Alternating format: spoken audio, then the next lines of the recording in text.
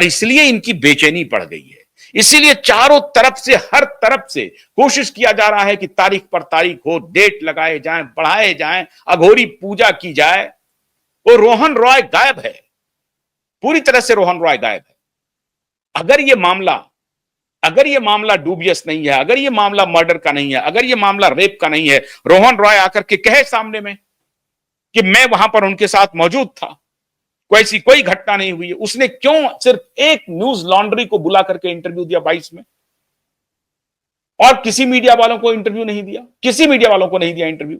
एक news laundry वाले को बुलाया, अपनी दोस्ती का निर्वाह किया, गायब हो गया, फिर चुप हो गया। ऐसा क्यों किया?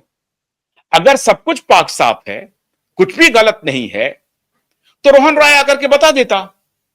नहीं, रोहन रॉय गायब है। रोहन रॉय को खुद मैंने संपर्क किया, मैंने फोन किया, मेरे फोन का जवाब दे देता, इंटरव्यू पर आता, मैं उनसे कुछ सवाल पूछता, उसका जवाब दे देता रोहन रॉय। नहीं दिया। इसका मतलब है कि जो बात की वाइफ कह रही है, जो बात पूरी दुनिया कह रही है, वो बात पूरी तरह से सत्य है। और 20 सितंबर को शैलेंद्र नगरकर को फिर हाजिर होना है।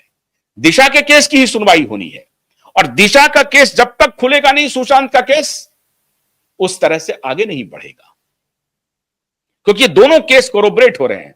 सीबीआई अपने तरीके से जितनी कोशिश हो सकती है, ऐसा लग रहा है कि सीबीआई की इंक्वायरी रिया चक्रवर्ती को बचाने के लिए ही पूरी इंक्वायरी हुई है, कि किसी भी तरीके से रिया चक्रवर्ती को बचा दो इसमें, क्योंकि रिया चक्रवर्ती ने पहले ही धमकी दे दी थी कि अगर मेरे साथ कुछ हुआ तो मैं किसी को नहीं छोड़ूंगी, तो ये सबको एक्सपोज कर देगी। इसलिए रिया को किसी तरीके से बचा लो इस पूरे प्रकरण में। रिया नहीं बचेगी मित्रों, मैंने कहा ना, कोई नहीं बचा सकता है रिया चक्रवर्ती को, कोई नहीं बचा सकता है। सीबीआई के रिपोर्ट्स इतने झूठ से भरे हुए हैं, जिस झूठ को बेनकाब अदालत में जैसे ही वो मामला खुलेगा, वो पूरा का पूरा कच्चा चिट्ठा उनके झूठ का सामने आ जाएगा। सीबीआई किसी भी बात को कोरोबरेट नहीं कर पाई है, झूठी रिपोर्ट है, पूरी तरह से झूठी रिपोर्ट है और मैलिशियस है।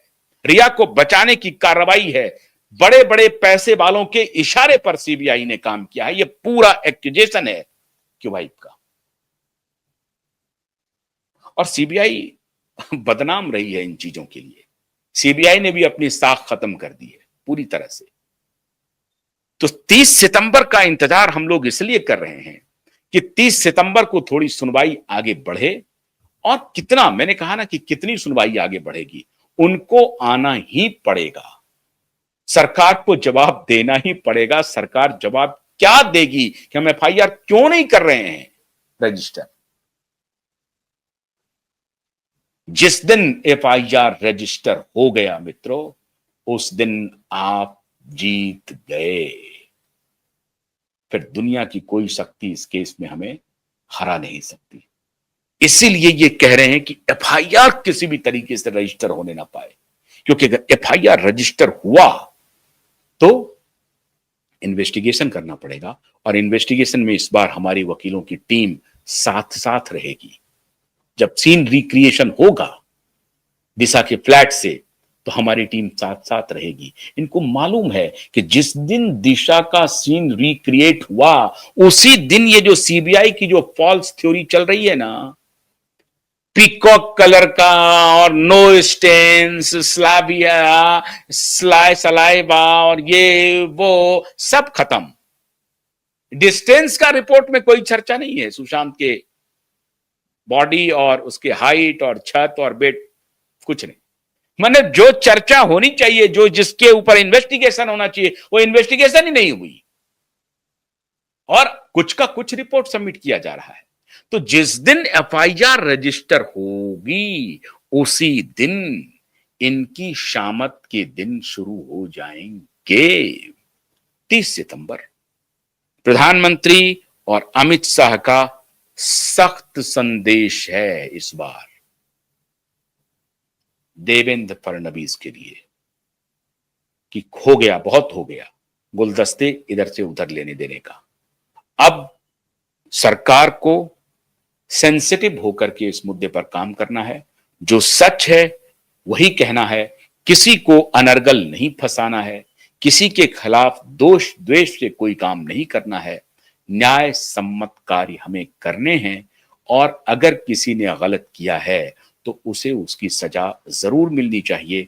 और अदालत चूंकि इस बात को देख रही है तो हम और आप निश्चिंत रहें, 30 सितंबर का इंतजार करें। ये अपडेट था, ये मैंने आपसे आज शेयर किया। लेकिन ये अगर कोई कहे कि नहीं नहीं कोई सेटिंग हो गई है, सब ठीक हो गया है, बिल्कुल भी नहीं है। अदालत में मामला थोड़ा लंबा चलता है, ये बात सही है। और एक तरफ जब पूरी शक्तियां लगी हुई हैं इसको दबाने के लिए, हमारे मुंह हमारी आवाज को चुप करने के लिए, तो आप समझ सकते हैं क्या हो सकता है। लेकिन हम चुप नहीं होंगे, हम प्रत्येक दिन आपको इस मुद्दे पर जगाते रहेंगे, आपको भी सोने नहीं देंगे, हम भी नहीं सोएंगे तब तक जब तक कि न्याय मिल ना जाए। बहुत बहुत शुक्रिया। नमस्कार।